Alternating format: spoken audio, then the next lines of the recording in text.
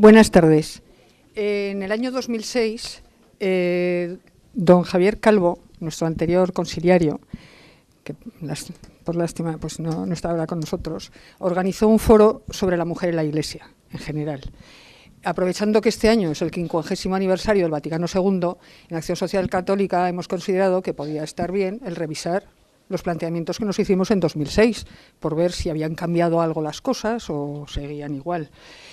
Esta vez, la verdad es que al quererlo situar en el siglo XXI, partíamos de la premisa de que la mujer es transmisora de la fe. Y nos planteamos también qué tipo de fe transmitimos, cómo nos formamos. ¿Estamos dispuestas a asumir la responsabilidad que conlleva acceder a la jerarquía en igualdad de condiciones? ¿O nos conformamos con ser simples colaboradoras? Para dar respuesta, hoy nos acompañan 4 personas, y digo personas intencionadamente, que son 4 mujeres como 4 soles, que son luz para todos dentro de su ámbito, cada una de ellas, con muchos años de experiencia en esta vida como cristianas, luz para el mundo, todas ellas. En primer lugar, nos hablará Pilar Guedea. Después lo hará María Victoria Arruga. Después... No, al revés. ¿No? Pues yo, porque así ¿Ah, sí? cambiamos. ¿Seguro? Sí. ¿Por la presentación? Sí, Bien. sí. María Pilar Guedea primero, Isabel Escalona después María Victoria Arruga y después Mabel Ruiz. Cada una os expondrá su visión particular de la mujer en la Iglesia en el siglo XXI. María Pilar, ¿te lo pongo así? ¿O cómo se...? Sí. Así, vale. A ver si te oye mejor. Así, tú lo sabes. Bueno, me alegro muchísimo de estar aquí con vosotras y de que... Sí, sí. Míralo.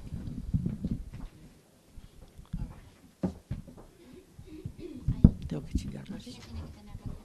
Sí.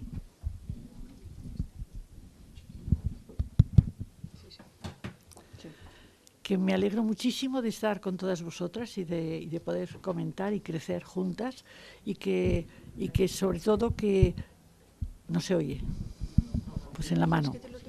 No, ya me lo mando yo, ya lo tengo yo.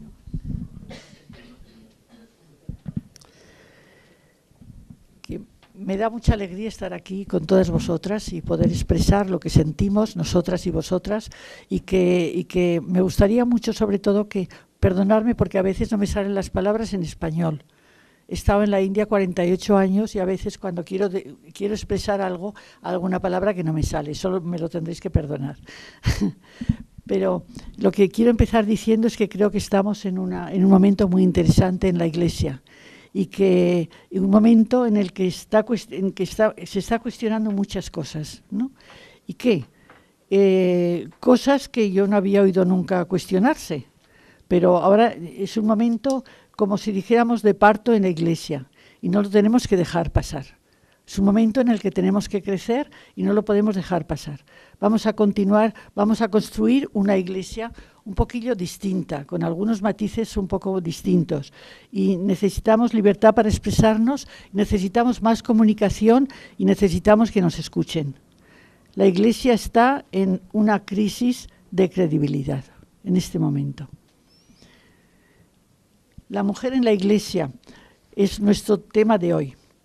Vamos a pensar pues los problemas que nosotras podemos sentir en la Iglesia. Muchas veces parece que nos sentimos así un poco incómodas y me parece que los puntos que yo he podido sacar han sido pues que tenemos que luchar por la igualdad de género, igual que Manos Unidas puso como uno de los objetivos la igualdad de género. Creo que también dentro de la Iglesia necesitamos eso, necesitamos hacer eso. ¿Y qué es lo que podemos hacer? Reflexionar concretamente en qué puntos nos parece que necesitamos la igualdad y escribirlas y discutirlas y presentarlas, ¿no? Después, la violencia de género. Creo que está aumentando muchísimo en la sociedad y que la Iglesia siempre se calla y trata de ocultarlas. Quizá porque bueno, me gustó mucho porque el Papa, al menos Benedicto XVI, fue valiente para descubrir la pederastia. que una vez que se descubre y se da cuenta uno, entonces se puede hacer algo sobre ello. Luego el trabajo interreligioso. En la India, donde yo he estado tanto tiempo, pues hay un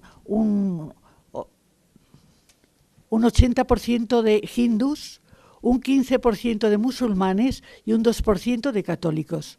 O sea que os podéis imaginar la situación en la que se trabaja, ¿no? Y aquí, por ejemplo, en España, yo no sé ni qué religiones hay, tenemos que conocernos mejor, y sobre todo en issues que son, en problemas que son sociales, no podemos trabajar juntos. Hay una necesidad de diálogo entre todos nosotros. Necesitamos una espiritualidad política que trasciende toda religión. Luego, yo creo que antes de lo que queremos decidir hacer, tenemos que pensar juntos y tenemos que tener comunicación y teniendo en cuenta esto, sí. Luego, lo que me doy cuenta es que en todas las obras sociales de la Iglesia está principalmente llevada en manos de mujeres. Eso, no sé si me equivoco, pero creo que yo en todo lo que he conocido, las mujeres son las que llevan las obras sociales de cualquier iglesia. No sé, los hombres deben estar detrás. Luego, lo que me duele mucho es que la Iglesia en este momento de crisis está completamente callada y no en una situación de silencio de la jerarquía, pues con los problemas de desempleo, de recortes, con el problema de desahucios, con el sufrimiento de la gente, y quieren competir. A lo mejor quieren complacer al gobierno, no lo sé, y que aparece que estamos que aparezca como que estamos de su parte. Luego, el sacerdocio de la mujer es una issue que está pendiente, seguro que hay algunas mujeres que quieren ser sacerdotes.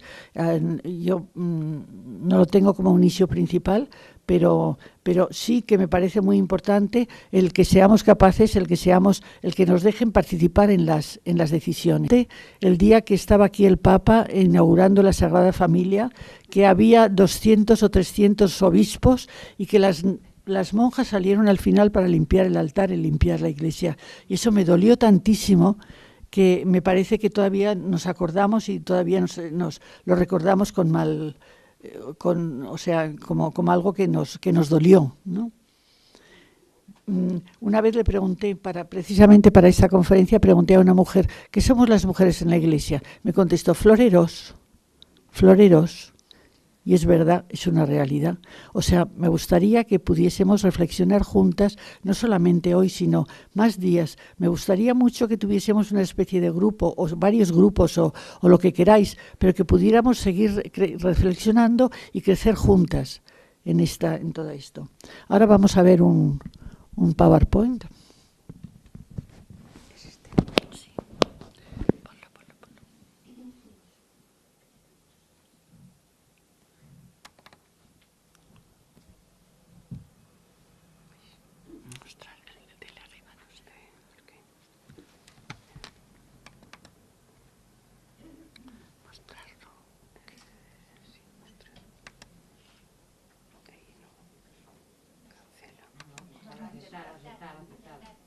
Ay, ¿por qué? Es que no.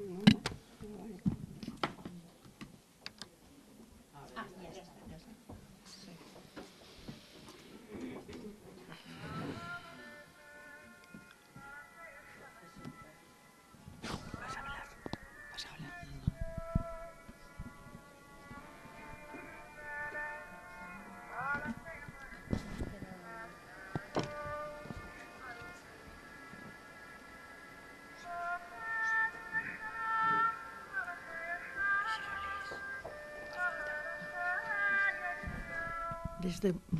Que lo voy a leer.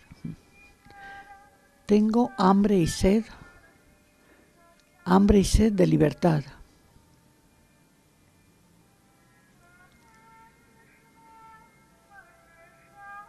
Con muchas mujeres de nuestras iglesias, de nuestros países.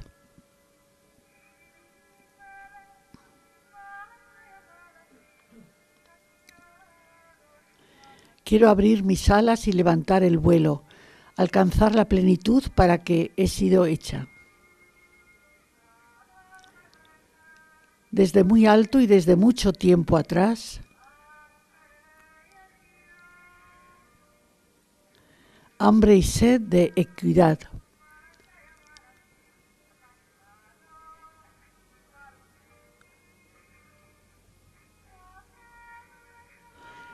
Como muchas mujeres de nuestras iglesias y de nuestros países, quiero poder ver a los ojos de cada persona, vivir la dignidad que a gran precio me fue dada. Desde muy alto y desde mucho tiempo atrás, tengo hambre y sed de reconocimiento.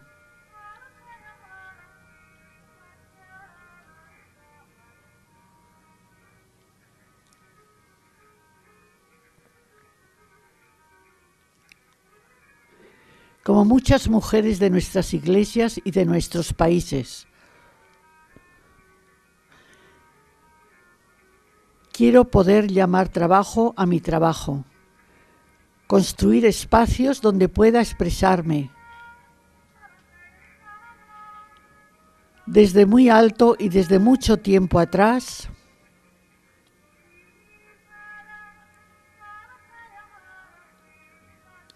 tengo en fin hambre y sed de justicia.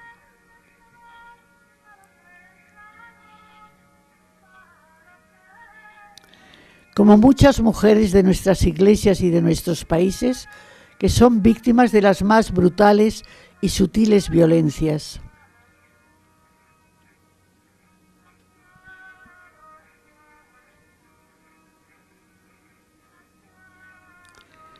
Quiero dejar de ser violada, maltratada, silenciada, asesinada.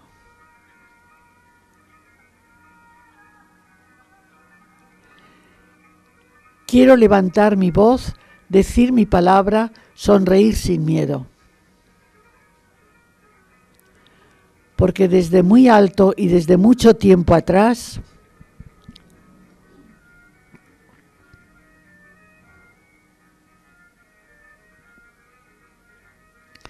soy con cada ser humano imagen y semejanza de quien me creó.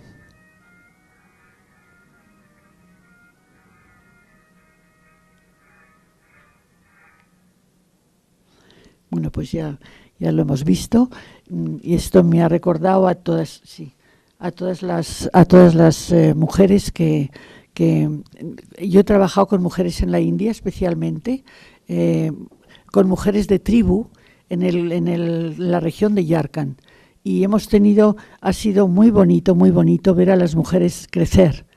Cuando yo fui, pues al principio no salían de la casa, no se atrevían a hablar, no podían expresar lo que ellas sentían, o sea, era muy distinto, no estaban muy aisladas. Y entonces lo empezamos pues dándoles, porque por supuesto eran analfabetas, no habían ido a la escuela. Los chicos van más, las mujeres se quedan más a ayudar a la madre, pues a cuidar de los niños más pequeños, o también a trabajar, a ir a la selva a traer madera o cosas de ese tipo, a ayudar a la madre a trabajar. Y entonces pues no van al colegio. Lo que quieren es que se casen pronto, pues para evitar el peligro de que sean violadas, y porque realmente las violaciones, como sabéis, ha habido hace poco hubo un caso de una mujer que iba en el autobús, lo sabéis muy bien, todos habéis oído de eso, y ese se ha hecho público, pero la mayoría de las violaciones no se dice nada. ¿Por qué no se dice nada? Porque se tiene miedo de que te van a echar a ti la culpa, pues de qué vestido, cómo ibas vestida o cómo te habías peinado o lo que sea, y entonces te van a meter en la cárcel. O sea, a veces hay mujeres que han sido violadas y que luego acaban en la cárcel. Y por eso pues se trata de no decir nada, de callarse y entonces los padres también quieren que las niñas se casen pronto, pues para que no tengan el peligro ese de ser violadas. Cuando ya tengan el marido detrás, ya no tendrán el peligro de ser violadas. Y, o sea, hay muchísimas cosas por las que las mujeres, primero, son alfabetas, segundo, su salud está siempre muy, muy débil porque no hay doctores. Bueno, yo he trabajado siempre en zona rural y en la selva, en medio de la selva. A veces, cuando empecé a trabajar, pensé que lo primero que tenía que hacer era meterme en medio de la vida de las mujeres. Y entonces, porque si no, si las llamaba para una reunión, ellas no acudían a la reunión, a ellas no les importaba tanto la reunión. Lo que querían eran, pues eso, que nos hiciésemos amigas, y empecé con ellas, pues ir a la selva a coger madera, y luego pues íbamos al mercado juntas, y luego me metí, que el primer paso era meterme en su vida, totalmente. Y eso creo que fue muy buen paso. Luego empezamos a dar clases de las que querían aprender a leer y escribir, a las que querían aprender pues algo de medicina. Había muchísima malaria, muchísima tuberculosis en la zona donde yo estaba, y entonces les dábamos como también pues qué medicinas hay que usar y cómo vienen. Me decían, a veces venían a medicina para su hijo porque tenía mucha fiebre, y me decían, pues sí, dame medicina. Pero luego cuando le preguntaba yo, oye, ¿se ha curado tu niño? Pues mira, le di tu medicina y no se curó. Luego hicimos la adoración al demonio y se curó enseguida. Y entonces yo le dije, bueno, la próxima vez vas a hacer solamente una cosa. Una vez le das la medicina, y a la vez siguiente vas al ¿a dónde? Sí, esto, haces la adoración del mal espíritu, ¿no? Ya tengo. Uy, qué pena. Bueno, luego me das un poquito más, Isabel, si no. Sí, ponemos. No, sí, quizás. No, ¿el qué? A ver, que yo tengo bastante buena voz. Trataré de mejor así. ¿Se me oye, eh? Sí, trataré de hablar fuerte. Es bonito que veáis imágenes, que luego algunos solamente hablemos y que después volváis a ver imágenes. Bien, cuando me propusieron el tema la mujer en el siglo XXI, yo pensé que en este momento teníamos un panorama que nos podía, como telón de fondo, nos podía iluminar esto. Estamos en el año de la fe. Benedicto XVI convocó el 11 de octubre del 2012 porque era justo los 50 años del inicio del Concilio Vaticano II. Por lo tanto, estamos celebrando a la vez los 50 años del aniversario, el 50 aniversario del Concilio Vaticano II, que, bueno, pues, diríamos, en opinión de teólogos y tal, fue el acontecimiento más importante para la Iglesia en el siglo XX. En el siglo XXI posiblemente habrá otros. También tenemos otro telón de fondo de estos acontecimientos últimos. Y el titular del Heraldo de este lunes decía: la llamada de Benedicto a toda la Iglesia a la renovación, y añadía que lo que tenemos que hacer es salir de nuestro egoísmo, ¿no? Y dedicarnos, diríamos, a la línea del amor, cultivar la línea del amor. Me parece que es otro telón de fondo el de la renovación. Bien, con estos telones de fondo yo trataría en 4 pinceladas rápidas, y las enuncio para que luego, a lo mejor, si no me da tiempo en la primera vuelta, en la segunda dejaré alguna. Ya se han citado, pero insistiré un poquito más. Primero, la dignidad e igualdad de la mujer y de toda persona humana. No quiero incluir, no separar. Después, diríamos, en la Iglesia. Pero, ¿qué Iglesia? ¿En qué Iglesia? En esa Iglesia que tendremos que renovar. Después, una tercera pincelada, la situación de la mujer en la sociedad y también en la Iglesia. Y luego la cuarta, que posiblemente en esta primera ronda no me dé tiempo a tocarla, que es, pues, ante esta llamada a la renovación, ¿qué podemos hacer? ¿Qué podemos hacer principalmente las mujeres en la sociedad y en la Iglesia? En cuanto a la dignidad e igualdad, Bueno, en 1988, con ocasión del Año Mariano, Juan Pablo II publicó una carta que justo se titulaba Mulieris in Dignitatem, la dignidad de la mujer. Bueno, en el Concilio Vaticano II, el cual yo os recomendaría, yo me lo he traído aquí por si en algún momento hay que argumentar leyendo textos, que con motivo de los 50 años conviene releerlo y releer muchas cosas, porque quizá en algunas cosas se nos han olvidado y no las hemos puesto en práctica y hay mucha sabiduría escondida ahí.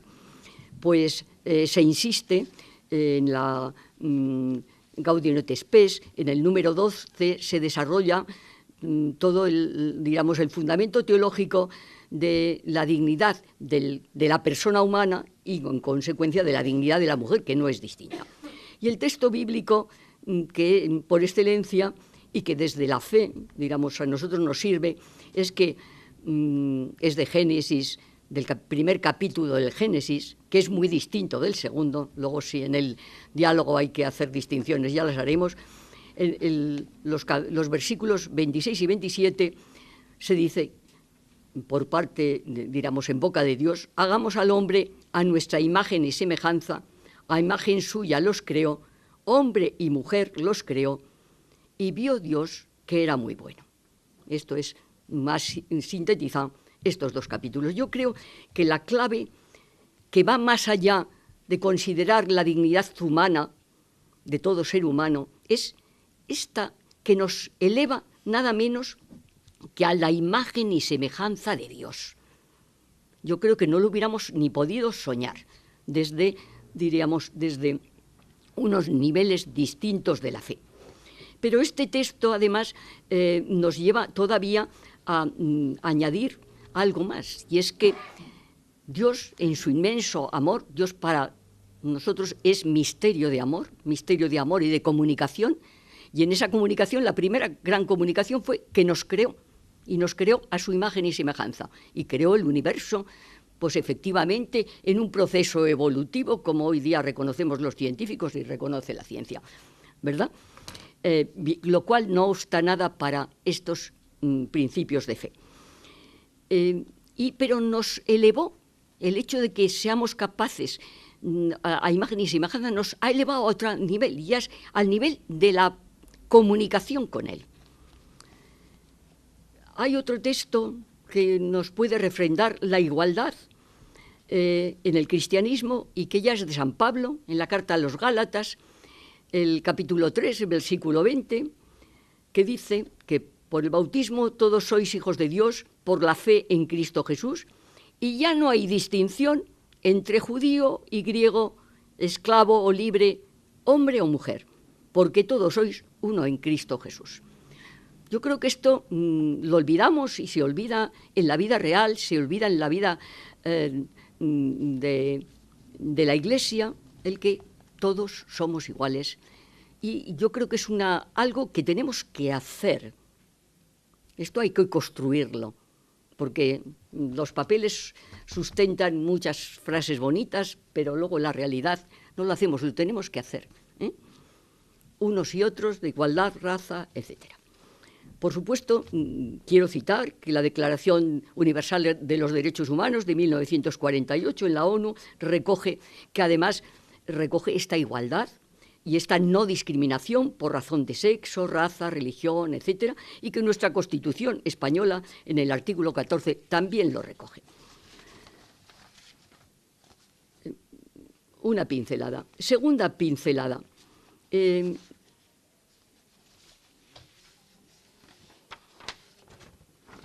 La Iglesia, ¿no? Era la mujer en la Iglesia. ¿Qué Iglesia? Pues en principio yo diría que la Iglesia surgida de la comunidad de seguidores de Jesús de Nazaret, que es la gran segunda comunicación, digo la gran segunda, bueno, por ponerlo de alguna manera, de Dios con la humanidad, fue que en la plenitud de los tiempos Dios se encarnó, se hizo uno de nosotros. Yo creo que el misterio más grande del cristianismo está ahí. Si creemos esto, lo podemos creer todo. Y ese Dios encarnado, que no es un Dios disfrazado de hombre, sino un hombre verdadero, es Jesús de Nazaret, al cual le siguieron una serie de personas, hombres y mujeres, aunque como los textos evangélicos se redactaron en una época, estamos incluidos, ¿verdad? En ese discípulos, pues estamos incluidos las mujeres y los hombres, como hoy día en nuestro lenguaje inclusivo. Pero es real, ¿eh? Después aparecen las mujeres al pie de la cruz, en los sitios más difíciles, preparando las cosas, etc. Y algunas las conocemos con nombres y apellidos por los textos evangélicos. Bueno, 20 siglos después, casi, o 21 siglos después, esa iglesia es lo que tenemos, pues llena de polvo, digamos, de historia, de costumbres, de cosas que, pues ahora Benedicto XVI en estos momentos nos dice que hay que renovar. Y esta es la que tenemos que renovar. Pero, sin embargo, quiero señalar, por eso he traído el concilio, porque el panorama era 50 años después del concilio. El concilio, respecto de la Iglesia, yo señalaría 3 constituciones importantísimas. La primera, la Lumen Gentium, que es la constitución dogmática sobre la Iglesia, la Gaudium et Spes, que es de la Iglesia en el mundo. En otros concilios la Iglesia solo era, digamos, hacia adentro. No, la Iglesia es para meterse como levadura en la masa. Y otra constitución muy importante, que es la de Dei Verbum, que habla sobre la palabra de Dios, cómo leer actualmente la Biblia y la Sagrada Escritura. Bien, también unas pinceladas de las cosas que sobre la Iglesia, cuando me tenga que callar me callo, ¿verdad? Que sobre la Iglesia nos dice el concilio. Primero dice que es luz de las gentes, así empieza, ¿verdad? Sacramento. ¿Qué son los sacramentos? Pues un signo, una señal de algo más allá. Sacramento de salvación para todo el género humano. La Iglesia es misterio, participación de ese misterio encarnado de Dios que se manifestó en Jesús de Nazaret y que Él empezó, y esa comunidad ha seguido hasta aquí, ¿verdad? Entonces, a esta parte de misterio, de sacramento, es donde en el credo decimos: creo en la Iglesia. Yo diría ese creo con letra pequeña, porque es muy distinto el primero que decimos creo en Dios Padre, etcétera, el segundo creo en Jesucristo, etcétera, el tercero creo en el Espíritu Santo. Esos creos deben de ser con mayúscula. Si queréis, con minúscula. Pero a esta parte, pues la gente suele decir vulgarmente: es que yo en los curas no creo. Yo también digo, yo tampoco en los curas no creo. Si acaso creo en esta Iglesia continuación de Jesús, ¿no?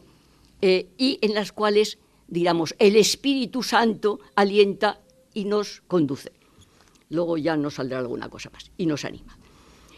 Pero el capítulo segundo, el capítulo segundo de la Lumen Gentium es para mí importantísimo, porque habla de la Iglesia como pueblo de Dios. Es el nuevo pueblo de Dios. El primer pueblo de Dios fue, digamos, el pueblo del Antiguo Testamento. El segundo, el nuevo pueblo de Dios, después de Jesús, es la Iglesia. Pero es un pueblo abierto a todos, en el que caminamos todos y en el que estamos todos. Y en el que debemos de caber todos. Y este pueblo señala, y solo voy a dar esas pinceladas, el concilio, que tiene... lo cantamos en un canto, aquel pueblo de... Bueno, yo soy muy mala para cantar, no soy capaz de decirlo, pero que dice pueblo de reyes, pueblo sacerdotal, pueblo de profetas. Bueno, bien, estas 3 características que son de todos los fieles y, por lo tanto, de las mujeres y de los hombres, que formamos parte mayoritariamente de ese pueblo de Dios, en el cual también están los pastores, los guías. Bueno, que tenemos estos dones. Y entre otros subrayo el sacerdotal común de los fieles por el bautismo, y el profético, don del Espíritu a todos. Es decir, todos podemos tener y ejercitar estos dones. Y bueno, pues a lo mejor quizá hablo un poquitín más de la situación, esto sería un poco más largo, pero bueno, hasta dónde llegué. de la situación de la mujer. De la situación después ya hablaré de las cosas que el concilio dejó pendientes y que habrá que cambiar, pero eso para la segunda vuelta. De la situación de la mujer en la sociedad ya se ha hablado bastante, quizá recalcaría. Somos mayoría en el planeta, más del 50% del planeta, pero yo tengo aquí algunos datos que he tomado de documentos, y es que el 70% de las mujeres viven en una situación de pobreza en el mundo, de esta realidad. Y hay un 30%, un tercio de las familias del mundo que son monoparentales, es decir, que el cabeza de familia es una mujer y que tiene hijos, y sobre todo en muchos de los países, es decir, ese es familia de pobreza. Que encima, pues la sociedad es claramente machista. Basta coger el periódico y ver la cantidad de, pues hoy mismo, no hay casi día de la semana, o por lo menos no hay semana en que no se mate a alguna mujer, su pareja, etcétera, ¿no? Bien, la discriminación en cargos de dirección, etcétera, solamente un 1 o poco más, en algunos sitios hasta el 10%, que se ocupan cargos de dirección en empresas, en universidades. Es decir, ¿cuántos rectores hay? Y profesoras muchísimas ya. En la política, por supuesto en la Iglesia tampoco, es decir, los cargos directivos, nada. La violencia de género, la muerte, el maltrato. En España, un país civilizado, y a veces la Iglesia no responde lo suficiente. La distinción moral, yo señalo dos cosas así muy... Cuando se habla del aborto o se habla de la prostitución, siempre se señalan a las mujeres. Oye, aquella criatura en el seno de una mujer es obra de dos, hombre y mujer. La prostitución no se realiza uno solo, son dos. Nunca se habla de los señores, de los clientes, ni las leyes, y tampoco en la Iglesia, desgraciadamente. No, muchas veces no se señala. Bueno, tendríamos que ponernos a ir cambiando esto, y yo diría que ante estos cambios que tenemos que hacer, señalo solo esto y con esto me callo, como tres posturas. Cabe una postura catastrofista, iconoclasta, por usar un término eclesial, rupturista, que lo quiere barrer todo. Cabe otra postura inmovilista, que no se mueva nada, conservadora, todo igual.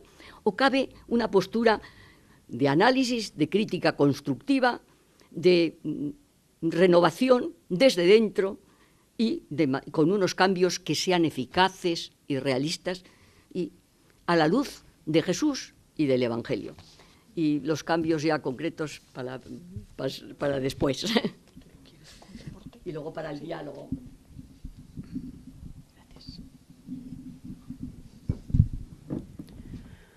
Bueno, yo después de estas ponentes poco tengo que decir. Vengo aquí como representante, podríamos decir, de ciencia. Yo me dedico a la ciencia y entonces vamos a ver cómo hay un paralelismo tremendo entre la posición de la mujer en la ciencia y la posición de la mujer en la Iglesia, aunque veremos también otros aspectos positivos. Pero es verdad que yo estoy asombrada del gran paralelismo que está existiendo, porque en la ciencia todavía queda mucho por hacer.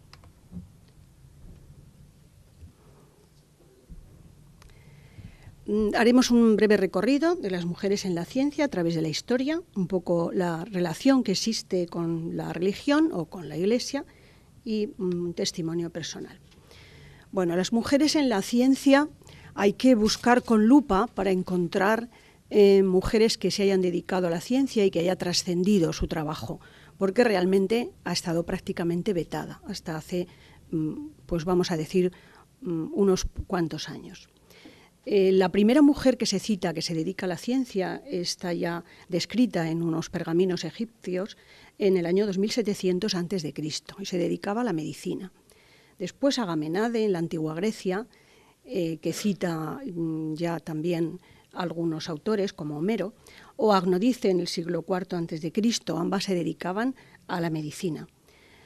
Mucho más adelante ya, nada menos que en la etapa de Alejandría, en el siglo II después de Cristo, se cita a María la judía, que se dedicaba también sobre todo a la química, algunos aspectos de química, y diseñó aparatos para medir y para trabajar en química que todavía utilizamos, como es, por ejemplo, el baño María, que se utiliza para alcanzar una temperatura en unas condiciones de humedad. Y sobre todo ya pasamos al siglo XI y XII con Hildegard de Bingen, bueno, lo castellanizo, es una abadesa alemana que se dedicaba también a la medicina y que fue nombrada el año pasado doctora de la Iglesia por el Papa Benedicto XVI. Es curioso que en esta época, cuando se desarrolla el cristianismo en todo Occidente y comienzan los conventos y las organizaciones religiosas, la mujer que se quería dedicar un poco a la ciencia era donde encontraba el único cauce, porque desde luego fuera no se podía.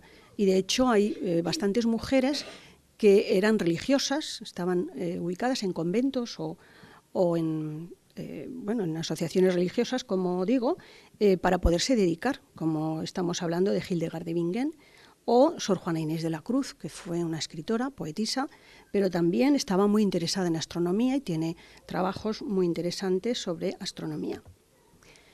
Lo mismo Agnesi, María Gaetana, y estamos hablando ya del siglo XVIII, es decir, la Ilustración tampoco dio un paso, con todo el gran desarrollo de la ciencia, no dio un paso a la mujer, porque las universidades estaban vetadas a las mujeres y solamente se podían dedicar a la ciencia aquellas que o bien tenían un padre que se dedicaba a la ciencia y le acompañaban, o hermanos, familiares o incluso el marido. Hay casos, ¿no?, descritos, no vamos a citar a todas ellas, pero que sus trabajos tampoco trascendieron. Incluso en algunas ocasiones se han dedicado constan como del hombre, cuando en realidad ha sido la mujer la que ha propuesto mucho más trabajo, ¿no? El premio Nobel, como sabemos, se instituye en 1901 y ya en 1903 se le da a Marie Curie. Marie Curie es la primera mujer, pues, premio Nobel de física, en ciencia. Estamos hablando únicamente de ciencia, no estamos hablando de humanidades, como por ejemplo en filosofía o en el arte. Estamos hablando exclusivamente, pues, de ciencia. Y en 1903 se le da. Unos años más tarde también se le da el de química. Y su hija Irene, Julie Curie, pues también obtiene el de química en 1935. Es curioso también que cuando estamos comentando en nuestros congresos científicos con compañeras de otros países, cuando la mujer se casa con el marido, pierde su apellido de familia y se incorpora con el apellido del marido. Y entonces es algo que yo suelo luchar mucho y decirles abiertamente, porque cuando publican sus trabajos están cambiando de apellidos y cambian de posición. Cuando han estado solteras tienen el apellido de la familia y cuando se han casado el apellido del marido. Y entonces es que ni eso se les reconoce. Ahora está empezando a utilizarse un guión donde ponen el apellido del marido como casada y a continuación mantienen el apellido familiar. Pero es algo realmente hasta eso lamentable. Quiero citar aquí a dos grandes mujeres, Rosalind Franklin y Barbara McClintock. Rosalind Franklin trabajaba en radiación, en rayos X, en los años 40 y 50, y fue una de las pioneras en describir la estructura del ADN. Y con sus trabajos y con todos sus avances, tanto Watson como Crick pudieron determinar la estructura y publicarla en 1953, pero a ella no se le citó. Ella no figura como autora. Bien, es verdad que murió muy tempranamente, pero bien se le podía haber concedido después el premio Nobel conjuntamente con estos otros autores.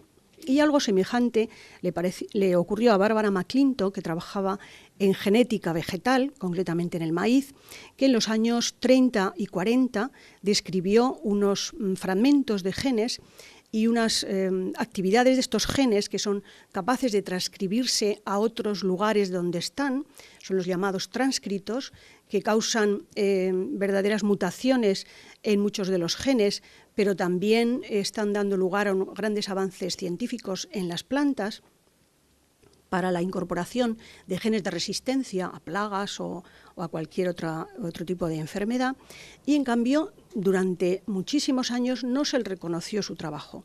Lo publicó, pero no le citó nadie ni lo reconoció.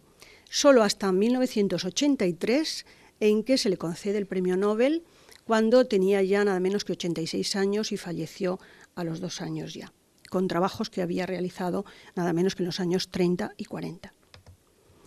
Es decir, que en la ciencia también se ha discriminado a la mujer por muchos motivos que luego comentamos ligeramente. Con respecto a los premios Nobel, como he dicho, se instituyó en 1901.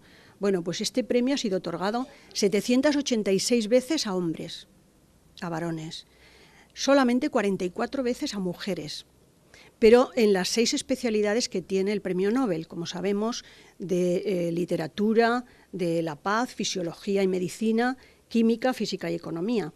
44 solo a mujeres, y de ellas solamente 16 han sido a científicas. 15 mujeres lo han ganado sobre la paz, el premio Nobel de la paz.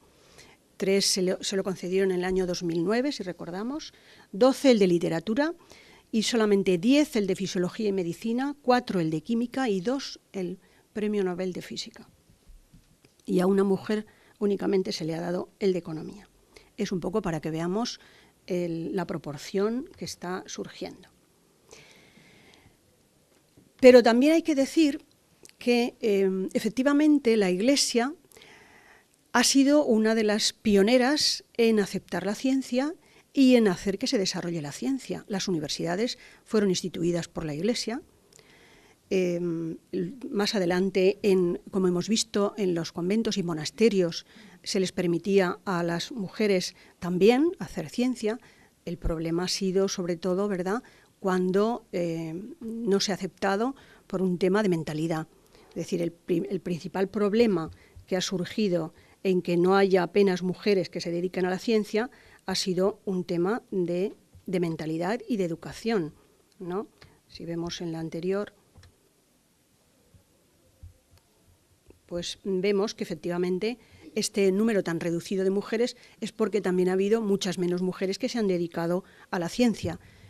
Sus familias no se les han permitido, o se les ha educado de una manera en que la mujer está para educar a los hijos y atender a los familiares, atender a los hijos y a los familiares mayores, etcétera, ¿no? Luego, por otra parte, cuando se ha permitido la entrada a las mujeres en las universidades, pues se les aconsejaba que fueran carreras acordes con su condición de mujer. Esto se ha oído muchísimas veces. ¿Y qué era eso, acorde con su condición de mujer? Pues que se dedicara al arte o a la filosofía, sin deteriorar para nada la filosofía ni el arte.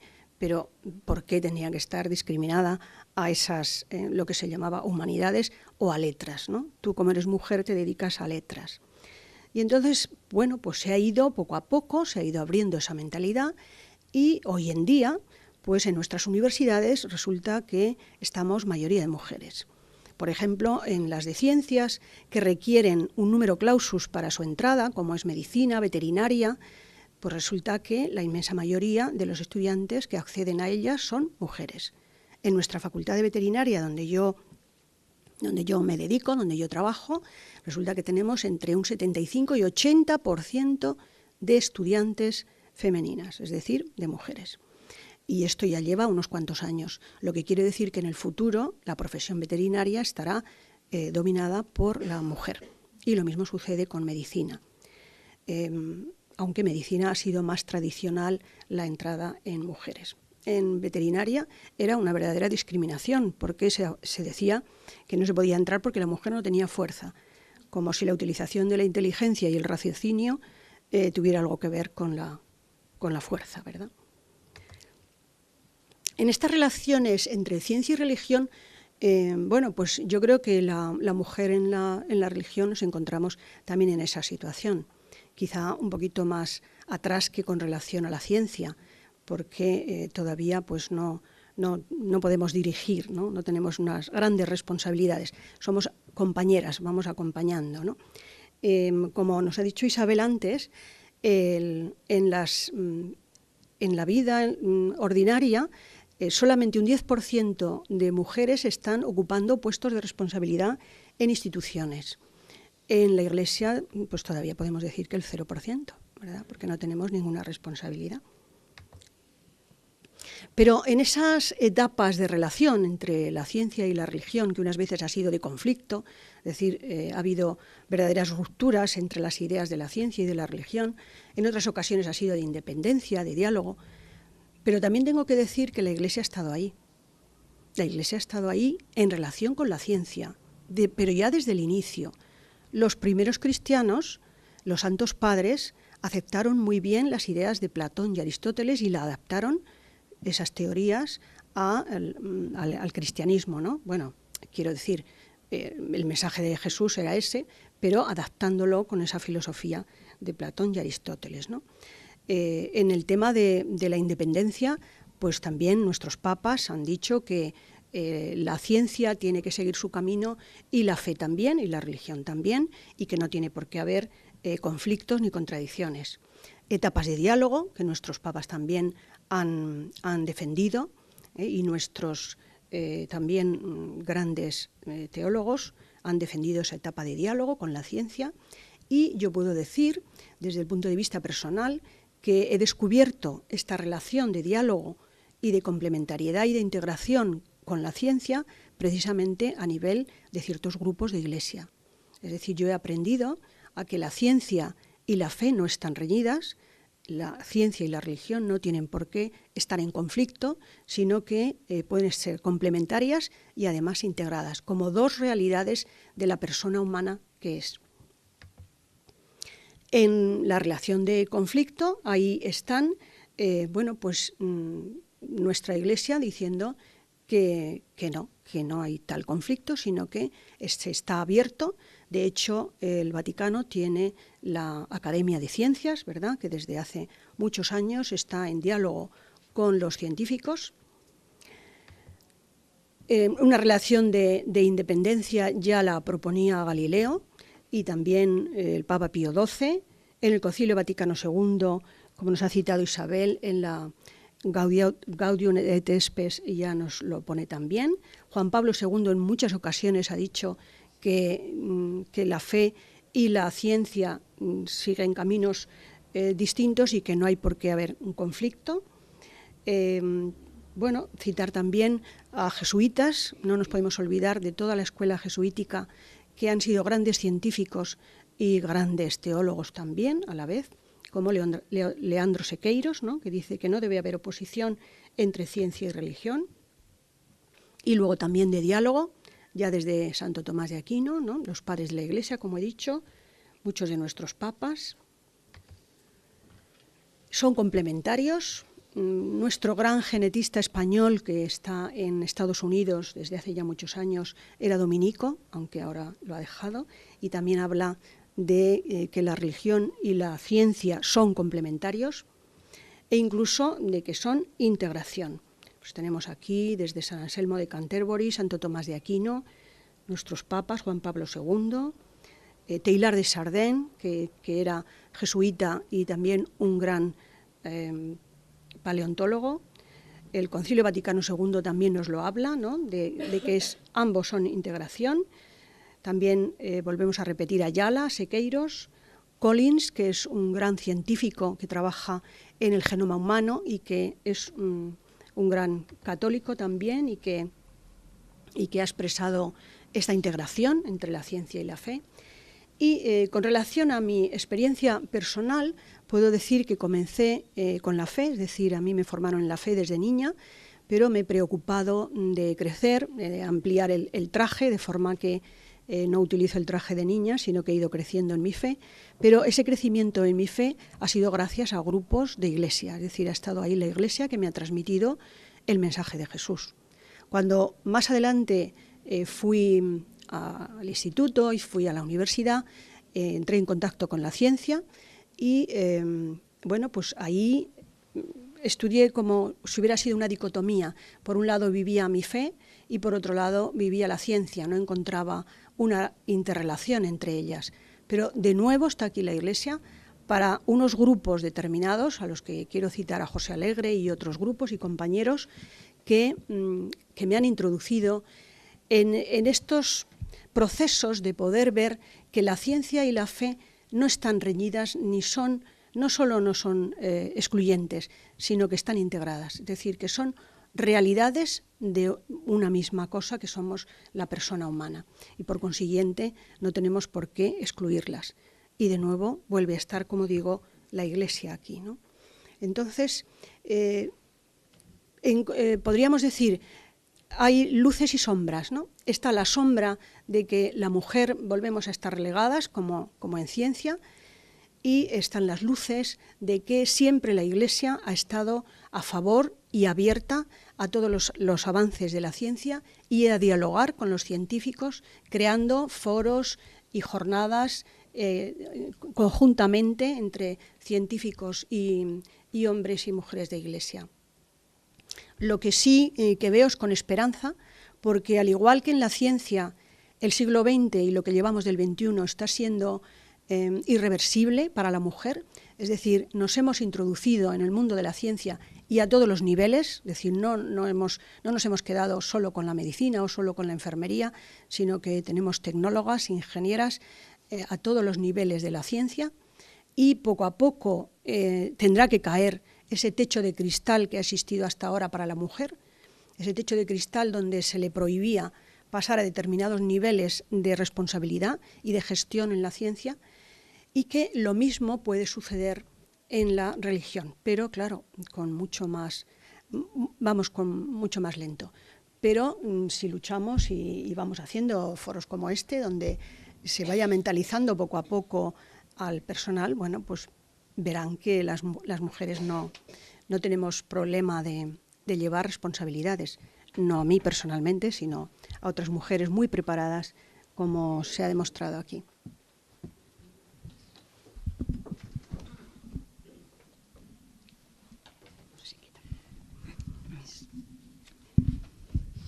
Buenas tardes. Quiero empezar mi intervención haciendo mención expresa a las mujeres que me han precedido en el camino de tomar la palabra.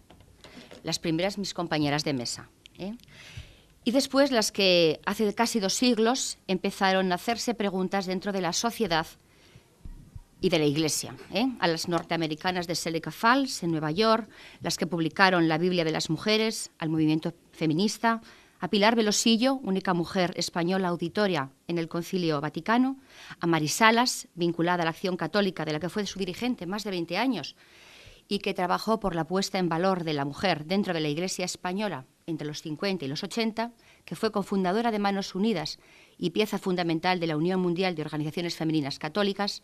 También quiero hacer presentes a las primeras mujeres teólogas españolas, a Dolores Alexandre, a María José Arana, a Mercedes Navarro, a las nuevas generaciones, a Carmen Bernabé, Marta Zubía, Pilar Yuste, Pilar de Miguel, Marta López, Marife Ramos y una nutrida lista. A la ATE, la Asociación de Teólogas Españolas, y a los grupos de mujeres y teología de todo el país, en especial el de Zaragoza, que animaron y animan a muchas de esas mujeres a cuestionarse la realidad y a estudiar, y a que desde su trabajo sencillo estos grupos reflexionan y hacen de correa de transmisión entre el pensamiento de las teólogas y las mujeres de cada rincón. Yo no estaría aquí, desde luego, si no hubiera sido por todas ellas. Yo tengo 46 años. Fui niña, adolescente y joven educada según el espíritu del Vaticano II, que proclama que la discriminación de la mujer es contraria al plan de Dios en Gaudium et Spes 29, que considera deber fundamental para las personas cristianas el trabajar por el derecho a la cultura sin distinción de sexos, en el capítulo 60, que da tanta importancia a la presencia del padre como de la madre en la educación de la familia, y que concede una gran importancia a que las mujeres tomen conciencia de que son sujetos y agentes de la cultura y que crezca en ellas el sentido de autonomía y de la responsabilidad. Me inculcaron una gran responsabilidad como creyente que tenía en mi formación en todos los aspectos de mi persona, Dicha formación llevaría a nuestra generación a asumir la corresponsabilidad a la que estábamos llamadas, junto a los varones, dentro de la Iglesia, y a transformar estructuras eclesiales, sociales y políticas que estaban anquilosadas y que carecían de eficacia para servir a la plena vida de las personas. A medida que fuimos creciendo y haciéndonos personas adultas, cada una según sus carismas, emprendió la tarea de hacer presente a Jesús y al proyecto del reino. Algunas personas lo concretaron en la vida política, otras en movimientos sociales, otras dentro de la Iglesia, en catequesis, movimientos juveniles. Había sobre todo una necesidad de superar lo que llamábamos cristianismo sociológico, el de nuestros padres. La mayoría sin formación, sin espíritu crítico, muy de tradiciones que nos parecían sin vida y sin capacidad de cambiar las estructuras humanas que ya no estaban al servicio de las personas. Mis recuerdos de aquellos años son muy buenos. Supieron meternos a muchas jóvenes el deseo de conocer, de saber, un saber que nos acercaba irremediablemente más a Jesús y a su mensaje, y así los cursillos sobre Biblia, Evangelio, San Pablo eran muy frecuentes. Algunas mujeres empezamos en las facultades de teología, nos precedían algunas avanzadas que las he citado antes, todas ellas eran religiosas. Y las que no pertenecíamos a ninguna orden, compatibilizábamos los estudios teológicos con los civiles, con el trabajo, con la vida de pareja y con los hijos. Muchas de aquellas mujeres las conocéis porque han volcado su saber en las clases de religión de las escuelas e institutos, porque otra salida profesional no tenían. Algunas llegaron a desempeñar responsabilidades parroquiales y diocesanas, pero siempre bajo la mirada de un varón, de un cura. Han pasado muchos años y cuando echo la mirada atrás veo que aquel ardor guerrero se ha ido derritiendo en la mayoría de mujeres de mi generación y que el éxodo de las mujeres sin punto de retorno se cumple inexorablemente. Las mujeres de mi generación se reparten entre las que van a apostatar, las que se sienten timadas, las que abandonan claramente el barco, las que acuden a los sacramentos sociales y las que secundan la estructura tal como está, y faltamos las que resistimos en la frontera, las que nos consideramos extranjeras residentes y miramos a la Iglesia de la que somos parte y no nos vemos reconocidas ni nos reconocemos en ella. ¿Qué proceso ha sido este? No éramos la generación encargada del relevo, de la corresponsabilidad, de la utopía, la generación bien formada. ¿Dónde está el fallo? ¿Dónde ha estado el fallo? El fallo está desde tiempos inmemoriales y no se ha movido apenas. Teresa de Ávila decía: ¿no aborrecisteis, Señor de mi alma, cuando andabais por el mundo a las mujeres? Antes las favorecisteis siempre con mucha piedad y hallasteis en ellas tanto amor y más fe que en los hombres. ¿No basta, Señor, que nos tiene el mundo acorraladas? Que no hagamos cosa que valga nada por vos en público, ni osemos hablar algunas verdades que lloramos en secreto, sino que no nos habías de oír petición tan justa. No lo creo yo, Señor, de vuestra bondad y justicia, que sois justo juez, y no como los jueces del mundo, que como son hijos de Adán, y en fin, todos varones, no hay virtud de mujer que no tengan por sospechosa. Sí que algún día ha de haber, Rey mío, que se conozcan todos. No hablo por mí, que ya tiene conocido el mundo mi ruindad, y yo holgado que sea pública, sino porque veo los tiempos de manera que no es razón desechar ánimos virtuosos y fuertes, aunque sean de mujeres. Este texto, que está en camino de perfección, es reciente, porque fue censurado por García de Toledo, por su censor. Teresa de Ávila lo dice con claridad. Ella se fijó en lo que hizo Jesús. Por eso lo que nos surge hoy es mirar a Jesús, mirar el Evangelio, que sigue teniendo un inmenso poder de sugestión, de atracción, de asombro, que redime lo que tenemos eclesialmente de apagado y desviado. Quien está fascinada por Jesús puede pedir cambios para que se ajuste a lo que desde su punto de vista se necesita cambiar. Y yo, como mujer del siglo XXI, no veo en las propuestas de Jesús, en sus enseñanzas, en su actitud, en las cosas que le pasaron, ningún elemento que me haga pensar que yo no soy igual a un varón, ni en mis capacidades, ni en mis carismas, ni en mis responsabilidades. El Evangelio está lleno de enseñanzas que Jesús mostró en la vida cotidiana, en la relación con los que vivieron y las que vivieron con él. Su propuesta de vida me seduce, su propuesta para llegar a Dios también. Él nos enseñó a llamarlo Padre, a mostrarnos su cercanía. Ya sé yo que Dios no es un padre varón, ya sé yo que son formas de hablar y que no me tengo que quedar con la palabra, sino con el espíritu, que Dios es mucho más. que es padre, que es madre, lo dijo Juan Pablo I, tomando las palabras de Juliana de Norwich, que es espíritu, que es sabiduría, que es trascendencia, que es misterio, que es lo inefable, y que llamándolo de mil formas estaría haciéndolo muy mal. Durante su vida Jesús habló con varones y mujeres. Y si con alguien fue crítico, fue con los varones fariseos y los doctores de la ley, que cargaban pesados fardos en las espaldas del pueblo. Nunca una mala palabra, ni un mal gesto con quien se acercaba a escucharlo y a seguirlo, fueran varones o mujeres, todo lo contrario. Tuvo una interesante conversación con la samaritana, acogió sin igual a la adúltera, reconoció y valoró la escucha de María, puso en valor la ofrenda de la viuda y fue presencia de resucitado en María Magdalena, con el mandato de ir y anunciar. María Magdalena, primer eslabón entre el resucitado y la comunidad cristiana, gesto notable de Jesús en aquella época respecto a las mujeres que no podían ser testigos. Y si Jesús no hizo distinciones contra todas las prescripciones de su época, ¿por qué las ha habido y las hay? Fijaros, no sé si recordáis, claro que recordáis, cómo no, el pasaje de la visitación.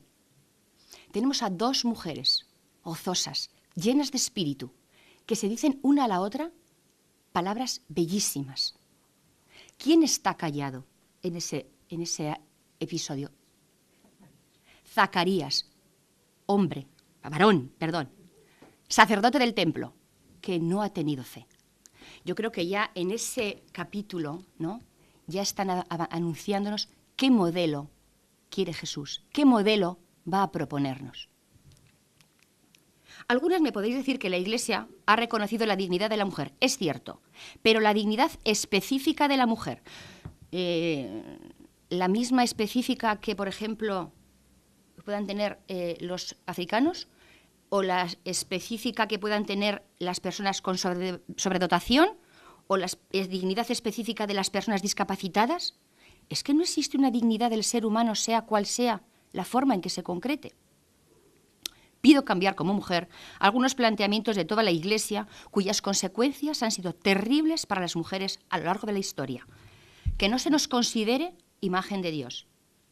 Que el pensamiento patriarcal asegure que lo masculino es lo perfecto y superior.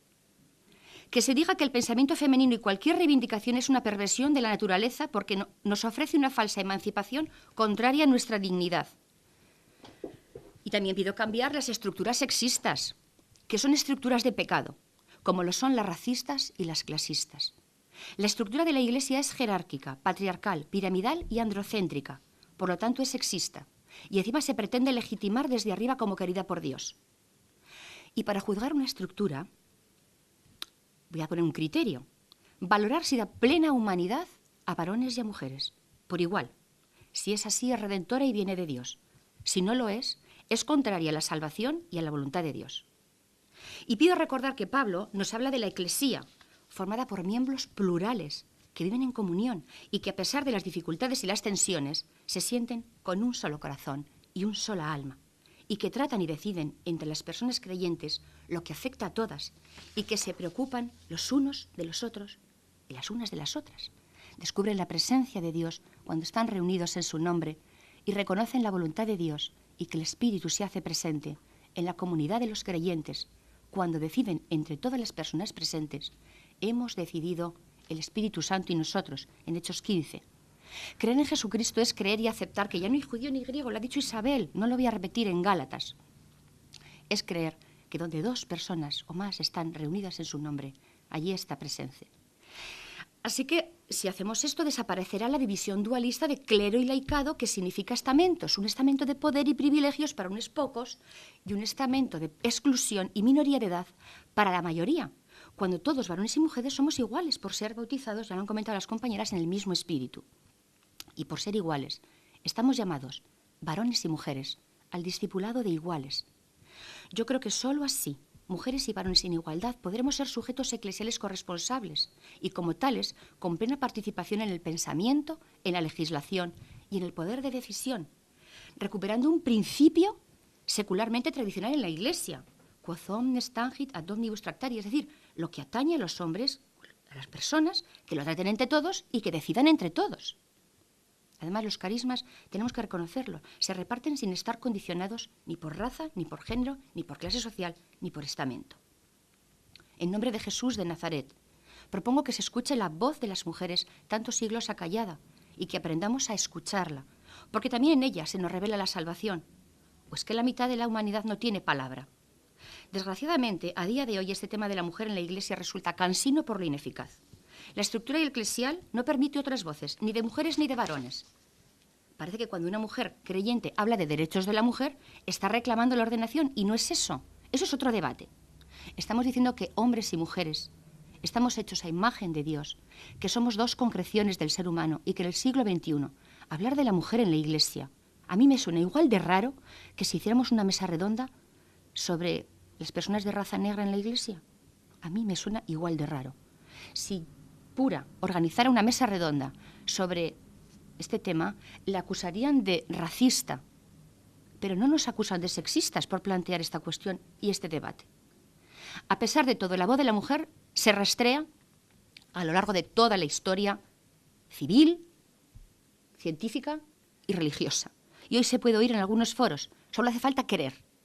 Podemos oír esa voz ahora en las publicaciones de las teólogas españolas y extranjeras. He traído 14 libros de muy variados temas para que les podáis echar un vistazo. También podéis oír su voz en las jornadas que la Asociación de Teólogas Española organiza cada año, en los encuentros de Mujeres y Teología de todo el país, en las conferencias y talleres que organiza Mujeres y Teología de Zaragoza y aquí mismo. Mirad, yo he querido transmitiros mi experiencia desde el gozo que comparto con aquellos discípulos que caminaban hacia Emaús y decían: oye, ¿no ardía nuestro corazón cuando, desde esa experiencia he querido comunicaros, ¿no? Yo siento que me arde el corazón cuando hablo, cuando comparto, cuando escucho y reconozco a Jesús de Nazaret en mi vida de mujer. Es que yo soy eso, yo soy una mujer cristiana, pero mujer. Y mirad, si tras oírnos consideráis que todo está correcto en nuestra Iglesia y que no hay nada de lo que hablar ni que mover, seguid adelante. Pero si tenéis alguna duda, si os hemos planteado algún interrogante, mis compañeras y yo, ¿no sentís llamadas, y los varones también presentes llamados, a volver sobre vuestros pasos y a tomar la palabra?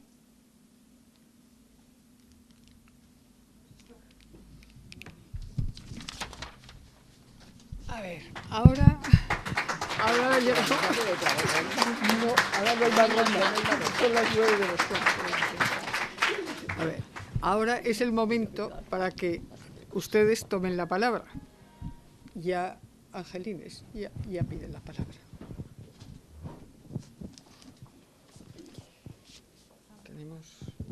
Buenas noches.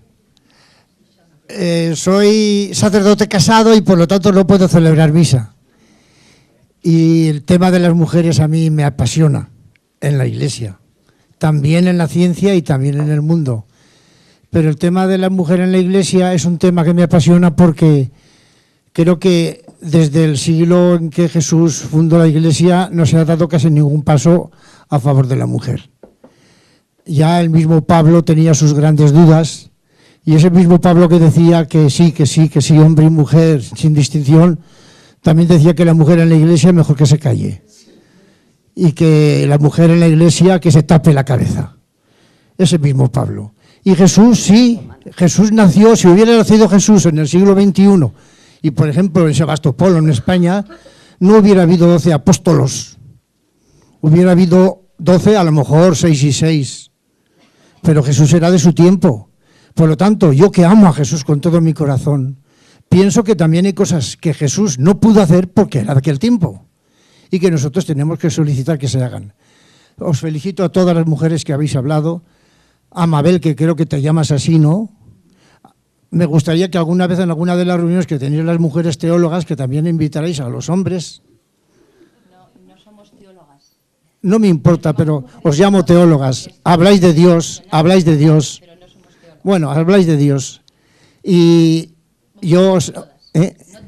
No todas, bueno.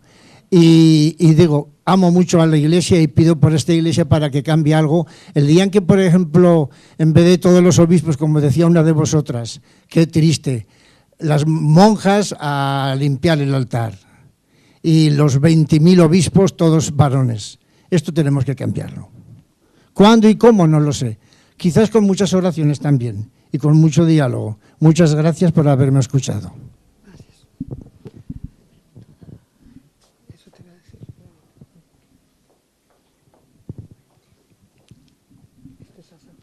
Bien, buenas tardes. Soy Pascual Hernando, psicólogo de profesión y religioso. Bien, me ha interesado, os felicito a las ponentes de vuestra exposición, pero siempre en este tipo de reuniones parece que estamos lamentando una historia que viene desde no sé cuándo y tomando las anécdotas de las personas que se han separado de esa historia, como si actualmente no tuviéramos las posibilidades que tenemos. Yo invitaría más a pensar en el presente de la Iglesia, porque ahí sí que nos obliga a todas y a todos a prepararnos en serio. Yo les pregunto a ustedes, ¿cuántos sacerdotes en cuántas diócesis de España el año 2011 no se ordenó ningún sacerdote? ¿Me saben decir algunos en cuántas? En 35 diócesis de España no se ordenó ningún sacerdote. Falta un mes para el día del seminario y estoy esperando los datos inmediatamente. Doy por seguro que en el año 2012 en 40 diócesis no se habrá ordenado nadie. Entonces tenemos los mismos sacerdotes cada vez más ancianos. Hasta ahora en coche podían atender 2 o 3 pueblos, tendrán que atender ahora a 10 pueblos en helicóptero. ¿Por qué? Entonces yo simplemente esta observación, o sea, fijémonos más en la realidad actual y sobre todo en fomentar el papel ya que os van a permitir o que nos van a permitir, el papel que va a haber que jugar en la Iglesia por parte de todos los cristianos, por parte de hombres y de mujeres. Solo esa observación, si me es permitido. Gracias. ¿Alguna quiere contestarle al señor que ha hablado? Bueno, a mí, la verdad, que no hace falta el micrófono. Vamos, estoy oyendo voces de las personas del público. No me preocupa en absoluto, como mujer cristiana, no me preocupa como mujer cristiana del siglo XXI que no haya vocaciones para el seminario. No me preocupa. Es que si me preocupara no hubiera dicho lo que he dicho aquí esta tarde. Hay otro plan. Hay otro plan. Lo han dicho mis compañeras. El Concilio Vaticano también nos habla de otro plan. Vamos a buscar estrategias de otro plan. No vamos a quejarnos de que no hay sacerdotes, que a mí personalmente no me importa. A mí no me importa en absoluto. Porque, ¿para qué? Pienso, de lo que hemos hablado y de lo que estamos comentando aquí. Si me permite, le diría que es absolutamente lo contrario a lo que he dicho. O sea, si yo lo que he promovido el sacerdocio de la mujer, para nada he dicho que me importan poco las vocaciones o que no haya seminaristas o que no haya curas. Digo que va a ser necesario dentro de muy poco tiempo, y vosotras lo veréis, que se ordenen los sacerdotes. No lo he dicho, pero se dejaba entender. Pero yo en absoluto... Pues entonces le pido disculpas porque no le he entendido eso. Yo creo que le hemos entendido todo lo contrario. Bien, yo, si me permitís, como además era algo que tenía aquí previsto decir antes y no lo he hecho, y para que no sea exactamente mi voz, sino de alguien más autorizado que yo, es los cuadernos que editan en Justicia y Cristianismo, Víctor Codina, que es un jesuita, estuvo en España bastantes años, actualmente está en Bolivia, teólogo, ha escrito, quizá el último cuadernillo es, hace 50 años hubo un concilio, precisamente en conmemoración de este momento, y en una de las páginas habla de las cuestiones pendientes que ya se quedaron en el Vaticano II. Y como están pendientes, siguen ahí. No las voy a leer todas, pero prefiero algunas cosas decirlas incluso con las frases que este señor les pone.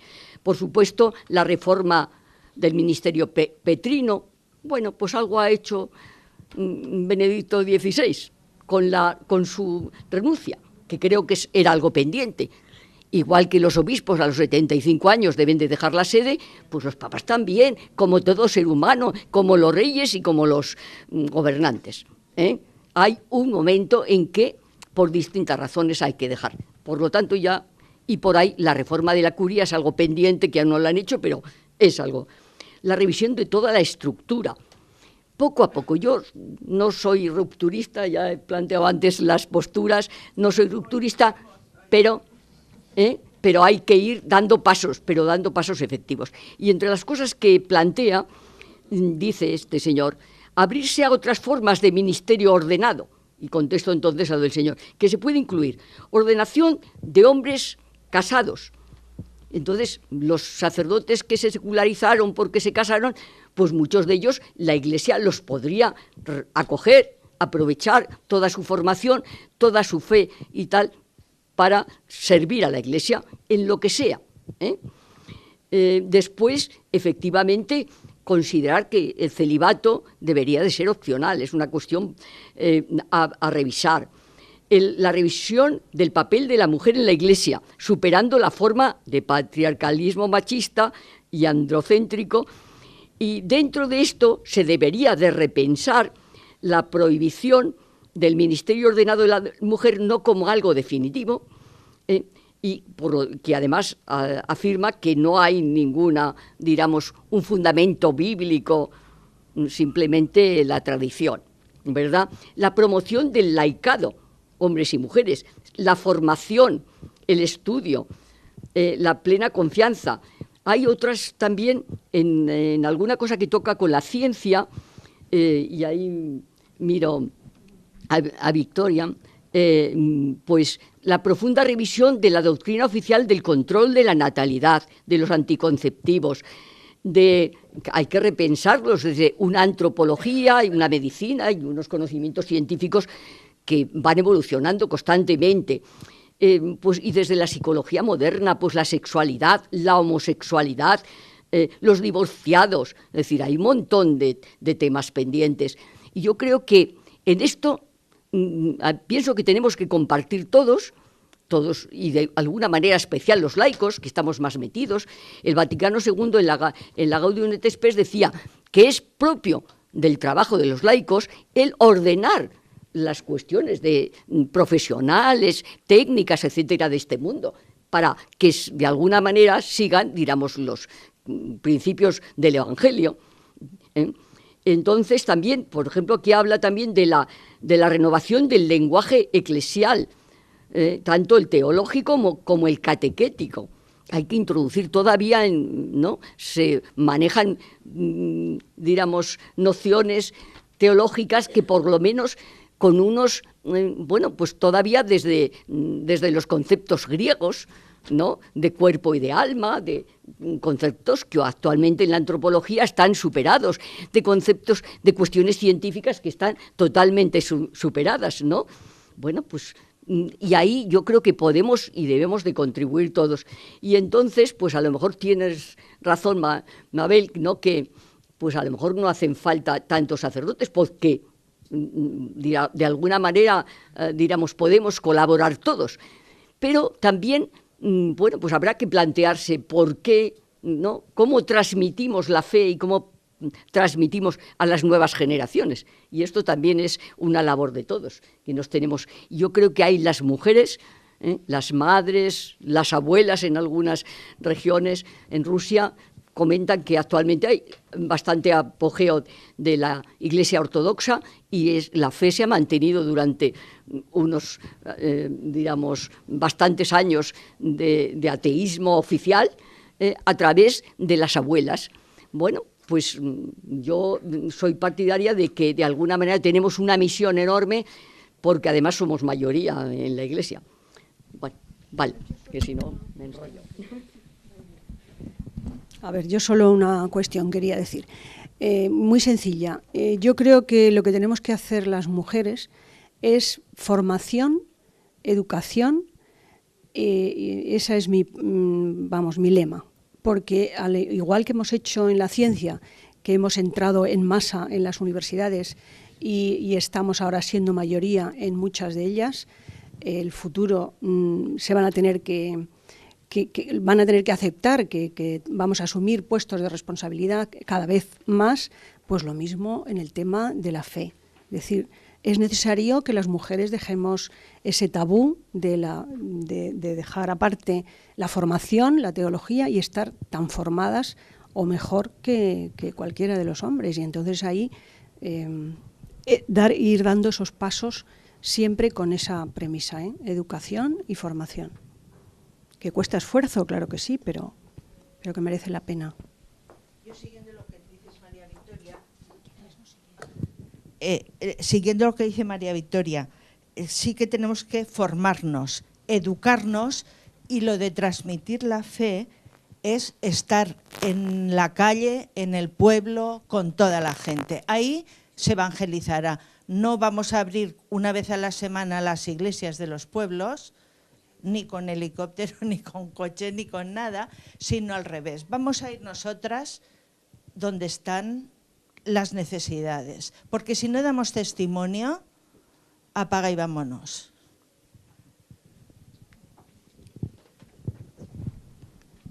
¿Alguna pregunta más?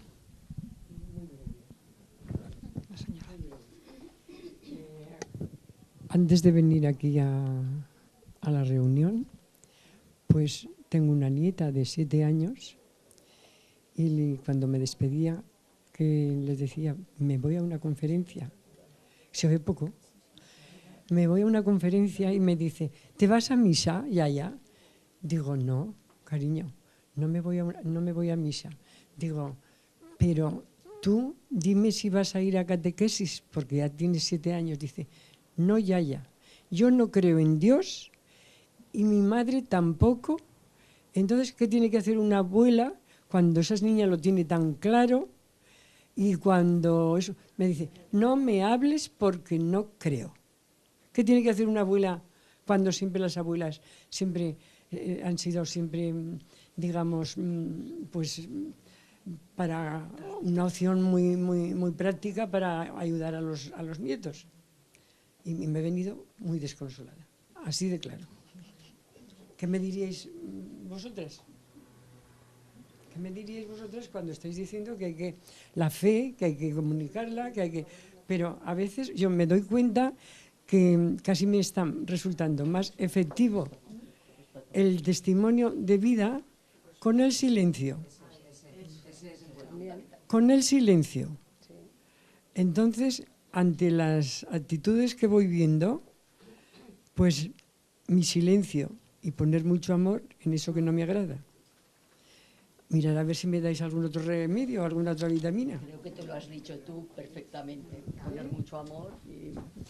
Pero me he venido con mucho desconsuelo.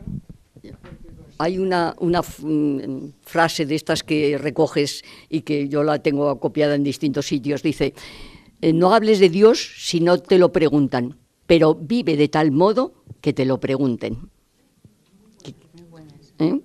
La repito, no hables de Dios si no te lo preguntan, pero vive de tal modo que te lo pregunten. Seguro que tu nieta, ante el amor con que la vas a querer, y diríamos aún más, es un reflejo del amor de Dios, pues, y de alguna vez, pues con normalidad, tú hablarás de tu fe, y a lo mejor ella descubrirá, pero no porque se la adoctrine, sino porque lo hables como tu expresión, ¿verdad? Por favor. Yo no es una pregunta, sino una conclusión que saco. Oyéndoos, pienso que hay muchas mujeres muy preparadas, muchas. Y me ha llamado un poco a decirnos, tenemos que convertir las mujeres. Primero en creer en nosotras mismas y después en creer en las otras mujeres. Y que se acabe ya, pues que el padre es el que nos va a dar el retiro y que el sacerdote es el que nos va a dirigir el grupo y que el señor tal va a ser el presidente. Creo que el presidente de Manos Unidas, que es sobre todo mujeres, es un varón. Pues es que somos nosotros las que los proponemos a veces.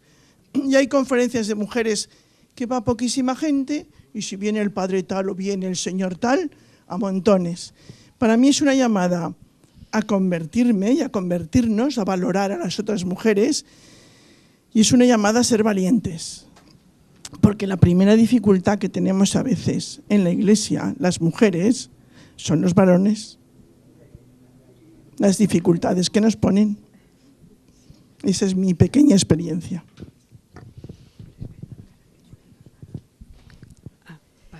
Muchas gracias.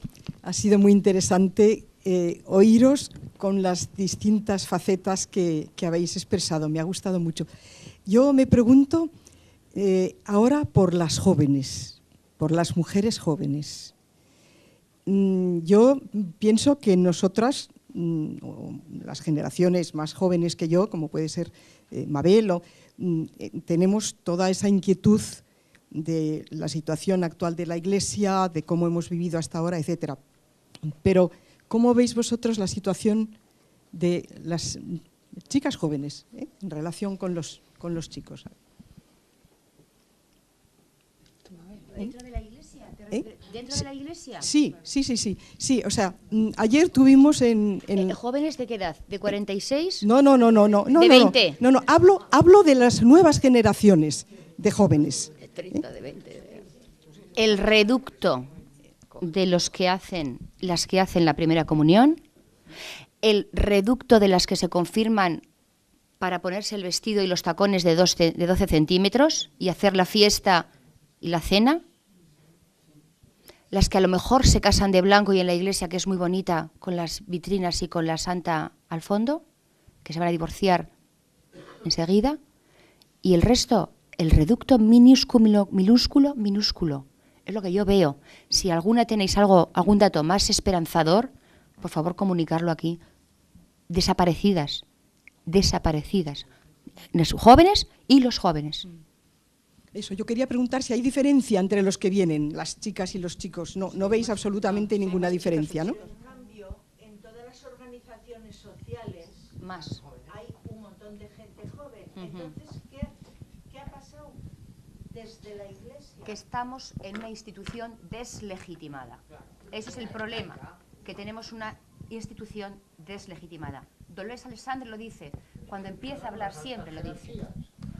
Ella lo dice, perdonadme por todo, porque mirad, mi madre tiene 77 años y no vamos a cambiar su forma de pensar, y yo con muchísimo respeto hacia ella. Pero yo no puedo consentir, con 46 años que tenga, que esté para elegir a un papa, ¿vale?, un obispo que ha tapado un caso de pederastia. Porque pudo ser mi hermano, pudo ser yo. Y eso nos quita la legitimidad. ¿Cómo podemos hablar de Dios cuando vamos a elegir un nuevo papa y está en Roma obispos norteamericanos que han ocultado y escondido la pederastia, que es abusar sexualmente de niños por parte de sacerdotes? Por Dios, por Dios. Han echado al secretario del Papa. Por Dios, ¿cómo podemos creer en una institución que el secretario del Papa, la persona de máxima confianza, ha aireado papeles? Da mucha vergüenza. Y la gente lo que ve es eso. La gente lo que ve es eso. Desgraciadamente. Y entonces, si vosotros pensad en vuestro entorno familiar, cuando surge el tema de la Iglesia, ¿qué escucháis? Yo me tengo que morder la lengua miles de veces en mi entorno, porque me atacan y no puedo rebatir porque es verdad lo que están diciendo. Yo como Isabel, que se nos note un poco, pero no tenemos palabra. Yo no tengo palabra ni en la hoja parroquial de mi parroquia, ni en la hoja diocesana, ni en ningún sitio. Hoy, qué pura me la ha dado, en nombre de mi asociación, venir aquí. Pero yo no tengo palabra. Las teólogas no tienen palabra. Algunas pueden enseñar, otras no pueden enseñar. ¿Por qué no pueden enseñar? Porque lo que dicen no gusta y buscan la manera de pulírselas. No creo que esto que os estoy diciendo os parezca extraño ni no lo conozcáis. Entonces, claro, dices, Victoria, formación, que ya lo he dicho, que mi generación somos la generación formada. Bueno, pero estáis dando mucho impulso. Que sí. ¿Dónde nos ves, Victoria? ¿Dónde nos ves? ¿Dónde nos ves? Tocamos donde no podemos pasar. Sí, dejarme que diga una cosa, soy mi habladora. Y cierro. Bueno, es, diríamos, pues realmente la Iglesia y a lo largo de los tiempos, ¿y quién somos la Iglesia? Si hemos dicho que éramos el pueblo de Dios o queremos ser el pueblo de Dios, somos todos. Y hay ¿quién está libre de pecado? Lo dijo Jesús, ¿no?, ante los que querían lapidar a la adúltera. ¿Quién estamos libres de pecado? Ninguno. Y efectivamente hay pecados gordos y esto, menos mal que se airea, que hasta hace poco se tapaba, o sea que damos pasos. Y posiblemente ese cardenal no irá, porque los periódicos por lo menos están diciendo que no vaya, ¿verdad? Ya. Pero, a ver, déjame un minuto. Mira, yo ante la Iglesia pienso que me siento Iglesia y quiero quererla al menos como a mi familia grande, ¿verdad? Tíos, primos y tal. ¿Y quién no tiene en su familia alguna que otra oveja negra, ¿verdad? Que no querría tenerla, ¿verdad? Y a pesar de eso, queremos a la familia. Bueno, perdón, yo es mi expresión. Quiero a la Iglesia y quiero quererla al menos como a mi familia, ¿verdad? Y me suele saber malo, a mí me suele saber malo cuando desde fuera se la critica mucho, porque efectivamente, pues igual que me sabe malo que hablen mal de algunos de los miembros de mi familia, aunque a lo mejor, y tendré que dar razón cuando realmente tienen toda la razón, pero me suele saber malo. Pues yo esto diría que tenemos que fomentar también todos los miembros de la Iglesia, querernos con un amor que no procede de nosotros, y de alguna manera ese querernos nos llevará no a tapar las cosas, ni al contrario, a sanearlas, a ayudarnos a cambiar, a mejorar. Pero yo ahí la verdad es que querría poner ese cariño, diríamos, al menos como quiero a mi familia, aunque entre todos, pues oye, me gustaría que fuera mejor. Bien. Es ya la hora pasada y tenemos por costumbre cerrar a las 9. Agradecer muchísimo a las 4 mujeres que han estado hoy aquí con nosotras y a todas vosotras por haber estado aquí, y proponeros que si queréis compartir con nosotros otro foro, haremos el día 13 de marzo uno sobre la extremaunción, sacramento para los vivos o para cuando uno ya está muy malito, casi de muerto. Entonces, daros las gracias por la asistencia, y que lo que nos gustaría, yo creo, a las 5, de Acción Social Católica, es por lo menos haber levantado alguna duda, aunque sea algo que nos haya gustado, algo que os incite a leer algún libro, a ver algún artículo, a acudir a alguna reunión, que eso siempre es bueno, el que sirva de acicate y que nos haga mover y que no nos haga aceptar porque sí lo que nos ha venido dado por comodidad, que nos movamos, que podemos hacer muchas cosas y muy importantes. Muchas gracias.